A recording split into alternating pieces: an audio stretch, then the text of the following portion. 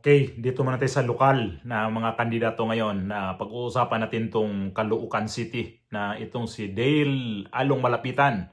Ito yung sinusuportaan ng Iglesia ni Cristo. Bakit ko kamo na ginawan ko to ng reaction? Kasi itong si Malapitan kasi, ang kalaban nito ay itong si yung kritiko ni dating Pangulong Duterte, itong si Trillanes.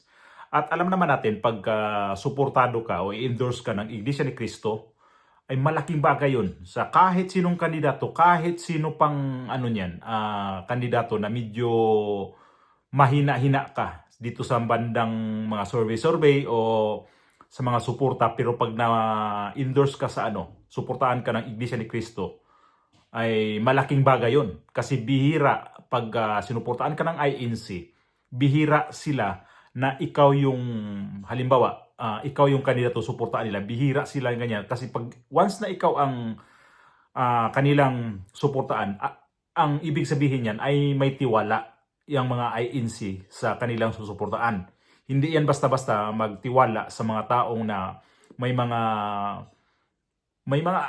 hindi magandang track record talaga sa pagkakandidato o sa kanyang pagkatao. Kaya itong INC ngayon ay in-endorse na nila itong si Along Malapitan na kalaban nga nitong si Antonio Trillanes. Ayan ang sa Manila Bulletin, ayan ang balita sa Manila Bulletin, sa post online nila yan.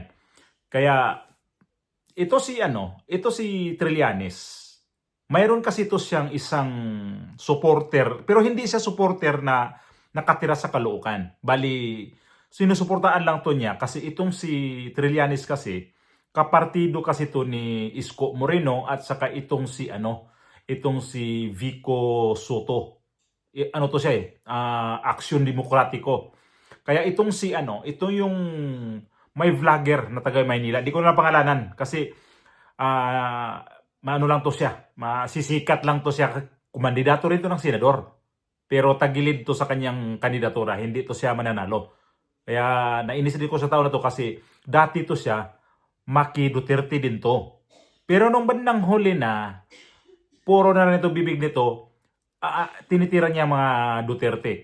Ano nakain ito ni itong vlogger na to. Kaya di ko na to siya pinapanood dati. Ang kaniyang ngayon, focus na lang siya kay itong sa tatlong kakandidatong mayor, itong mayor kakandidato ng Caloocan, itong sa kay Isko Moreno at saka itong sa Pasig. At ito siya nagsabi nung nakaraang linggo, napanood ko yung video niya. Hindi ko naman talaga pinanood ng dumaan lang. Tapos ang sabi niya ay dumikit na daw itong si Trillanes sa survey sa Caloocan. At mukhang may matatalo si Along Malapitan. Imposible na ang mga malapitan, at alam ko naman ito magandang record din itong si Along Malapitan, maganda ang record dito sa pagiging mayor diyan sa Caloocan. Kaya yung niya, pinapalabas niya na maganda daw ang performance sa kampanya ni Trillanes. So anong magandang performance na ang dami, kung nakikita dyan na sa taga Caloocan, na inis kay Trillanes. Gawa nitong ginawa rin ni Trillanes kay dating Pangulong Duterte.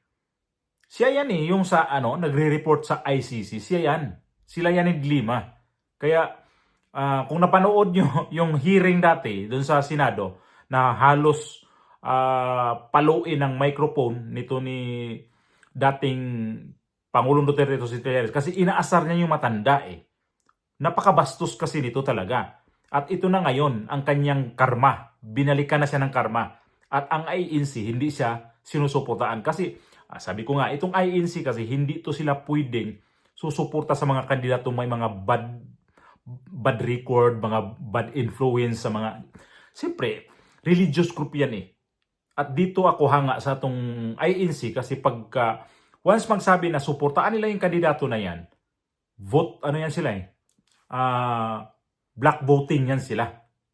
Talagang lahat yan doon sila pupuntahan talaga nila yung mga kandidato kung sino yung sa pinuno.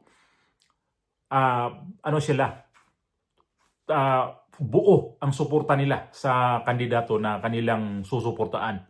At ito sa ngayon, si Trillanes, pag ikaw ay suportaan ng Iglesia ni Cristo, mag-isip ka na.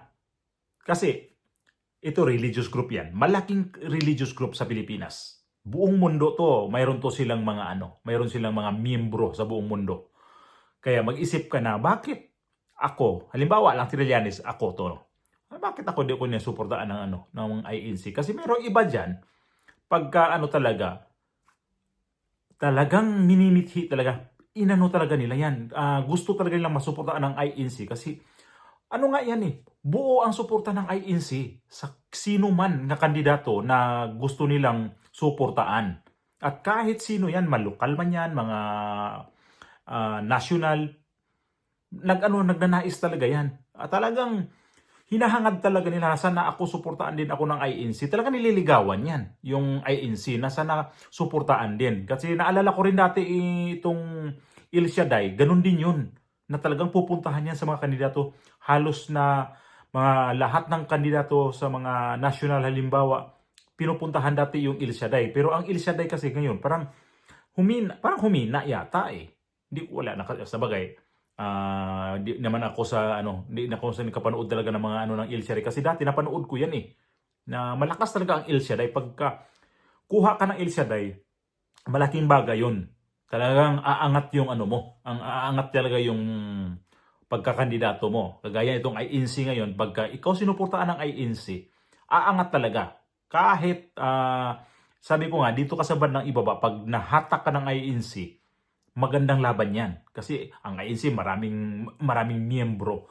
At ito yung nangyari ngayon kay Trillanes, na hindi siya sinuportaan ng INC, mas malaki talagang bagay. Kasi ang mga tao kasi, halimbawa, ikaw, INC ka, tapos ang mga tao, nakikita nila nga, ito si Malapitan, sinuportaan ng INC, ay kahit hindi ka INC, makikita nila, ay, matino talaga to. Kasi Iglesia ni Cristo na mismo ang nagsuporta nitong kandidato na to. Kaya yung mga tao mahahatak din sa Iglesia ni Cristo na kasi nagtiwala to Itong religious group na to, nagtiwala to dito sa kay Malapitan. So ang mga tao niyan, dito tayo. Kasi nagustuhan ng INC kasi ang programa nitong si Malapitan. Kaya ito yung dahilan na nila, sinuportaan nila yung pagka mayor nitong sa Caloocan, itong si Malapitan. Itong si Trillanes, wala namang ibang ginawa kasi to kung hindi paninira ng paninira. Sinisiraan niya si Pangulong Duterte, lahat ng mga pamilya Duterte, siya talaga ang ang naninira kay Pulong, kay VP Sara, kay sa tatay nila, kasama ngayon si Hanilet parang tinira din yan ni si Kitty. Tinira din yan ni Trillanes. Walang pinipili yan kahit bata, tinatalo niya. Kaya ngayon, talo ka na sa yung nagbabala ka pa lang na magiging mayor ka ng Caloocan, wala na 'tong pag-asa. Ito ay nag-isip na to siya, wala na akong pag-asa dito. Matras ka na lang, Trillanes, kasi hindi ka na mananalo. INC na niyan. Ang INC nga, pag ito yung nagsusuporta sa mga kandidato, mahahatak yung kahit hindi INC. Kasi yung mga tao nakikita yan pag INC sinusuporta dito tayo. Kasi ang mga Iglesia ni Cristo kasi, ang taas ng respeto yan sa mga tao.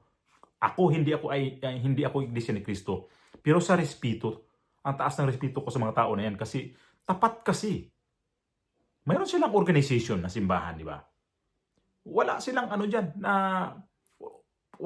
diyan sa kanilang simbahan, basta ang kanila lang yan, magpalaganap lang ng mga magandang balita. Kaya sabi ko, nagustuhan ko yung mga pamalakad ng INC.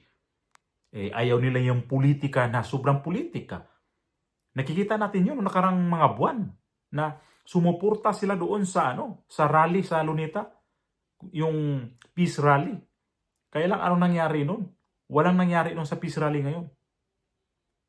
Hanggang ngayon, ang Pilipinas nasisira pa rin at nasisira. Hindi sinunod nung administrasyon na to ngayong panawagan nila na suportaan namin tong peace rally na to. Yung peace na to, kaya magrarally kami sa pamamagitan ng peace rally. Kaya Itong mga kandidato ngayon, kung sino man ang suportaan ng Iglesia ni Cristo sa national, sana man lang mayroong masuportaan. At nakikita ko kanina yung si kandidatong si Rodante Marcoleta ay may meeting ni Bansi sa Bulacan. So sana mabitbit din ni Marcoleta itong mga PDP laban para maganda naman talaga ang laban kung mabitbit din sa ANC itong mga ibang kandidato at sana suportaan din. Ito naman si Marcoleta, sinusuportaan naman din talaga to ni dating Pangulong Duterte. Ito talaga gusto na mananalo. So kasi nga ito, membro ng INC, hanga kasi si dating Pangulong Duterte sa mga INC. Kasi nga hindi nga sila mga kurap. Iba yung pamalak. Iba sila magpamamalakad sa kanilang relihiyon. Kikita naman natin kung ano ang kanilang mga simbahan. Kapilya nga tawag nila yan sa ibang simbahan yan, pero kapilya pa ba yan? I-compare na naman sa mga Katoliko ng kapilya ang tawag ng kapilya. Hindi talagang kapilya tingnan, pero sa kanilang kapilya iba eh. Ang laking simbahan. Kaya ito ngayon, si Trillanes, bumalik na ang gaba ni Trillanes. Karma na. Wala nang tiwala ang INC kay Trillanes. Kaya Trillanes, check ka na lang.